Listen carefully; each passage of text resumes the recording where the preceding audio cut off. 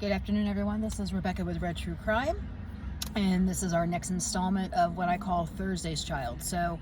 Um, so what I've been doing in this series is I've been taking the oldest unsolved missing child case, and I'm doing a profile on them. Last week, it was on Victory Plouffe out of Vermont that went missing in 1879. That was never solved. And today, we are going to talk about the disappearance of Bobby Dunbar. So this one kind of hits two different states. He went missing in Louisiana, but the family actually lived in Mississippi. So we're going to be hitting two states on this one. But I'm going to do another one on Louisiana, another one on Mississippi at a later date. So in August of 1912, a young boy by the name of Robert Clarence Bobby Dunbar vanished during a family camping trip near Swayze Lake in Louisiana. His disappearance sparked a huge nationwide manhunt, captivating the public, dominating headlines. I guess you wouldn't have another case similar to this till about 1920, when Walter Collins goes missing out of California. What seemed to be a tragic case of a missing child would soon spiral into a bizarre and heartbreaking tale of mistaken identity, a desperate search for truth, and a mystery that endured for nearly a century. So, questions are, how did Bobby disappear? Who was the boy they found months later? And how did the DNA unravel a century-old family secret? So these are questions that we're going to be answering in this story. So, in the case of Bobby Dunbar, it's a case that proves sometimes the truth is stranger than fiction. So let's get to the disappearance. So in the summer of 1912, the Dunbar family, Percy and Leslie, took their two sons, Bobby and Alonzo, so Bobby was 4, Alonzo was 2, on a fishing trip to Swayze Lake, and that's located in the swamplands of Louisiana. It was supposed to be a relaxing family getaway, but on August 23rd, tragedy struck. Bobby wandered off from the family cabin, and he wasn't seen again. Panic spread as Percy and Leslie searched frantically for their son, and soon the entire community joined in the search, combing through the treacherous swamp, but days turned into weeks with no sign of Bobby. So when he went missing, there was a lot of rumors going around. Was it alligators? Was it kidnappers? Or was it just an accident? But no body with no solid leads, and the Dunbars held on to hope that Bobby was still alive. Now, 8 months later, hope was reignited when news broke that a boy resembling Bobby had been found in Mississippi. Now, let me say this. I don't have the photos up yet when I go to edit this, and you're going to see pictures of everybody who's popped up in this whole thing. So you're going to be able to do some comparisons. So, let's see here. So, a boy that had been resembling Bobby had been found in Mississippi. A traveling handyman named William Walters had been seen with the young boy matching Bobby's description, and authorities quickly took the boy into custody and summoned the Dunbars. So when Leslie Dunbar, that's his mom, arrived to identify the boy, she was confused, and it clouded the moment. Some reports claimed she was uncertain at first, while others suggested she recognized Bobby immediately. Ultimately, the Dunbars took the child home, declaring that he was indeed their missing son. But, public rejoiced and Bobby Dunbar had been found, or so they thought.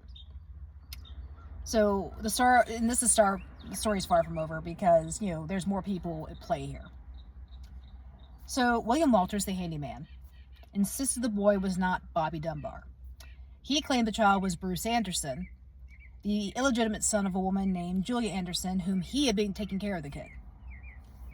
So Julia Anderson, a poor single mother, came forward to back Walter's claim. She said the boy was indeed her son, but her pleas fell on deaf ears. No one was listening to this. The Dunbars were wealthy and well-connected, and Julia was dismissed as an unfit mother. Despite her protests and the inconsistencies surrounding the identification, courts ruled in favor of the Dunbars. Now, again, this is pre-DNA, so they couldn't even do a DNA test back then, or even a blood type test back then. Walters was convicted of kidnapping, that's the handyman, and sentenced to prison while Julia returned home without her son. So for decades, the case was considered solved. Bobby Dunbar grew up in the Dunbar household, marrying and having children of his own, but beneath the surface, whispers of doubt lingered. In 2004, over 90 years after Bobby's disappearance, one of his granddaughters, a Margaret Dunbar Cutright, began digging into the family history. Now, curiosity will get you every time. So her investigation led her to question the official version of the events, but it was her cousin, Linda Traver, who would ultimately uncover the truth. Linda, the daughter of Bobby Dunbar's youngest brother, Alonzo, agreed to take a DNA test to compare her DNA with that of Bobby Dunbar's son, Bob Dunbar Jr. If Bobby was truly a Dunbar, their DNA would have matched. But the results were shocking. There was no genetic connection between Bob Dunbar Jr. and the Dunbar family. The boy who was raised as Bobby Dunbar was not a Dunbar after all. He was, as William Walters and Julia Anderson had claimed in all those years ago, Bruce Anderson. The revelation left the Dunbar grappling with the unsettling truth. And actually, the granddaughter and the cousin all got basically disowned by the family because they're like, how dare you bring this up? How dare you do this? He is Bobby Dunbar. Why would you do this? So, the real Bobby Dunbar, no one to this day knows what happened to him, because now we know the person who was raised as Bobby Dunbar is Bruce Anderson, not family. So what happened to actually Bobby Dunbar? And again, the questions: was he kidnapped? Did he succumb to the dangers of the swamp? But for Bruce Anderson, who lived his life believing he was Bobby, the truth came too late. He passed away before the DNA results resurfaced, and never knowing his real identity. Julia Anderson died without ever being reunited with her son, and William Walters, the man falsely accused of kidnapping, went to his grave without clearing his name. So many lives were affected here. Bobby Dunbar never was recovered. You've got Bruce Anderson, who was forced to be raised under a different identity. Julia Walters lived the rest of her life without her child. And the handyman who was taking care of him, which I think is a little weird, is now went to jail and has a prison record, and is now convinced, people are convinced that he, he was this bad guy. So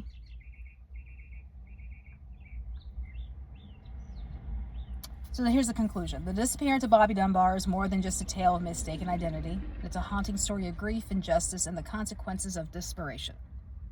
While DNA solved part of the mystery, the question of what happened to Bobby Dunbar still lingers. I mean, if I had to wager a guess, you're in the swamps of Louisiana, and you got a 4-year-old, and he's wandered off, I dare say an alligator probably got him. That's my best guess, or maybe a snake or something. And as we look back on the century-old case, we are reminded that sometimes the truth, no matter how painful, is the only thing that can truly set a family free. So you guys tell me, what do you think happened to Bobby Dunbar? I already gave you my thought. And do you think the DNA test could be wrong? Or do you think maybe there could be another, maybe Bobby Dunbar Jr. is not really Bobby Dunbar Jr., who knows? There could be so many complexities to this. So let me know, and let me know your thoughts. And if you already haven't subscribed to the channel, please do so, and comment and like and share and all that good stuff, because it is free. But, and let me know if there's any other historical true crimes you want me to get into. But that is the case of Robert Clarence Bobby Dunbar. So have a good day, everybody. Enjoy the pictures, do your own comparison, even do your own Google searches and see what you can figure out, see what you think. But have a wonderful day, and thank you again for tuning in. Bye.